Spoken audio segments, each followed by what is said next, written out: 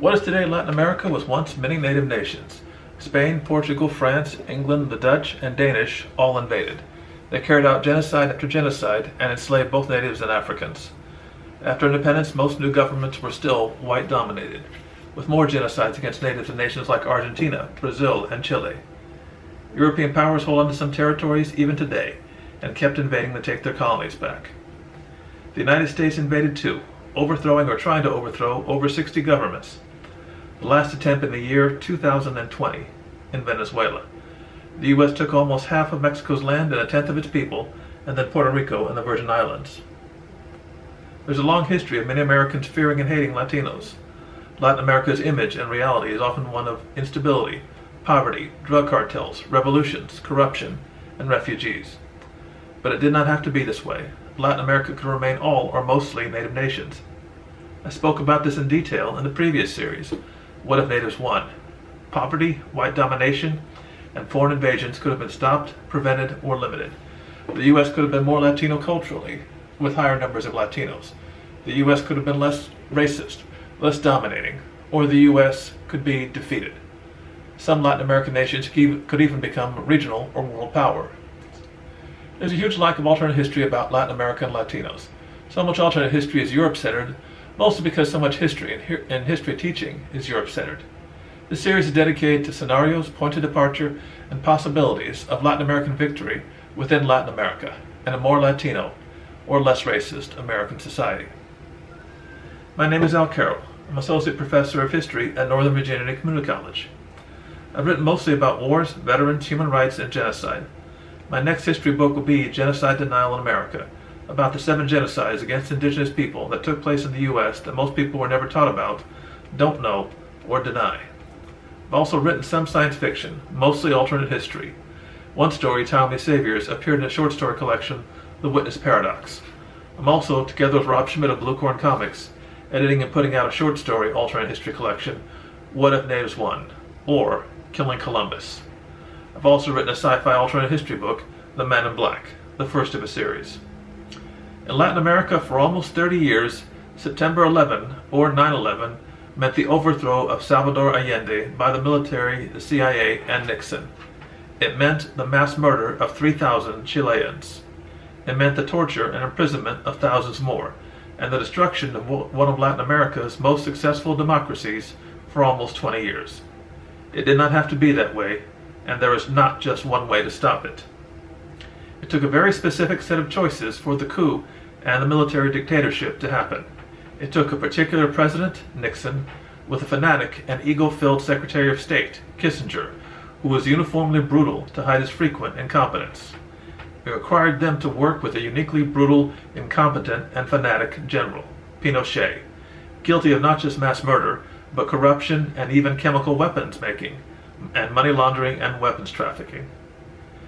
Even before his election, the U.S. government conspired to take Augusto Pinochet down. Nixon and Kissinger set aside $30 million in funding for the CIA to overthrow him. Unions were bribed to go on strike. Media was bribed to plant false stories. Chilean generals were recruited for the coup and went on the CIA payroll. Chile's credit was cut off. IT&T, the parent company of AT&T, paid for much of the coup.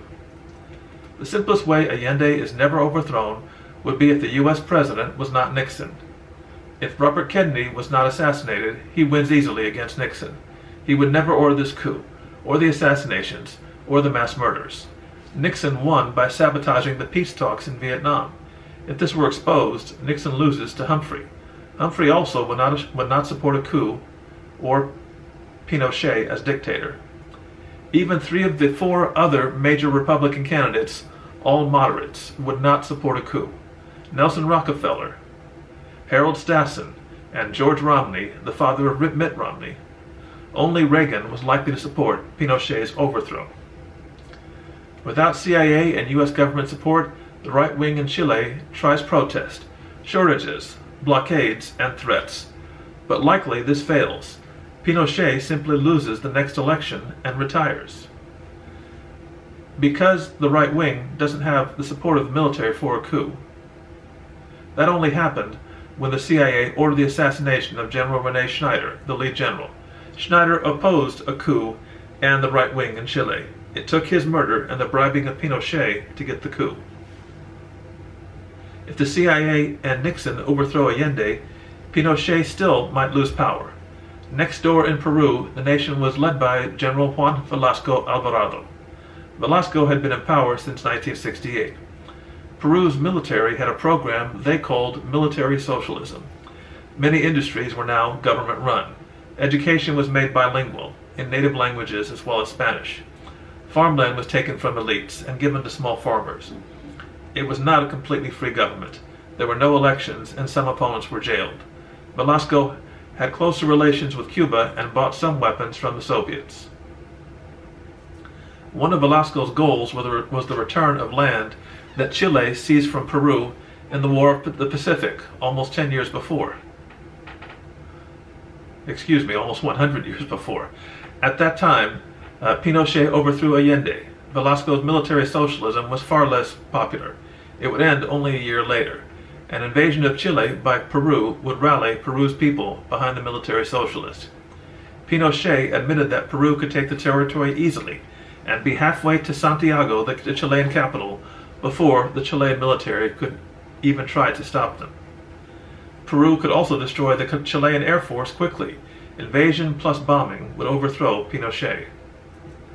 The question is, who replaces Pinochet? Ironically, Pinochet's coup could lead to the MIR, the revolutionary left, having a good chance of taking power. They were to the left of Allende and had some popular support, especially in the military. They were also allied with other revolutionary left groups, especially Argentina's ERP, the People's Revolutionary Army. At one point, the two groups planned to send 1,200 rebels into Chile. Even if Pinochet holds on to power, or if a more moderate democratic movement doesn't take power in Chile, revolutionary left movements still might not hold power for a long time in Chile or Peru. In the U.S., Reagan might win election in 1976. Chile's right wing is still strong, with the support of close to half the nation. They could simply win in a future election. But thankfully, the military dictatorship is gone, and hopefully punished for its many crimes, which didn't happen in our own time, though it came close. Salvador Allende is often described as a Marxist, but he was not a communist. He was a socialist strongly believing in democracy. He was narrowly elected as president at the end of a very long career. He was also in poor health and planned to retire at the end of his term. Even without the U.S., he faced an angry right wing in his own country. He likely would be replaced by a Chilean conservative and then largely forgotten. A footnote, and with more moderate leftists running next time. But the coup and his dying made him a martyr, powerful symbol in death, where he had little success as president. Please repost freely, like, quote, and comment. This has been Latin American Victory. Next time we will discuss what if Cuba without Fidel Castro.